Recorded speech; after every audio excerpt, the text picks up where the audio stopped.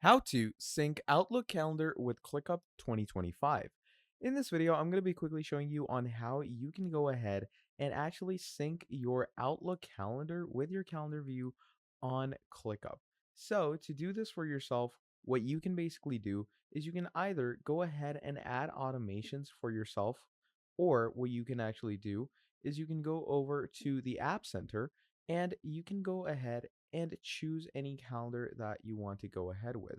So there's different types of calendars that you want to go with. The most popular one obviously is Google Calendar.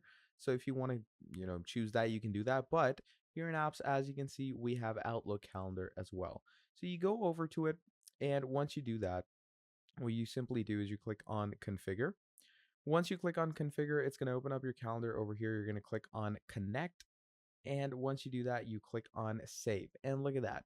Now our Outlook calendar is successfully connected. What you simply do is just make sure to open up your Outlook calendar, make sure it's well connected.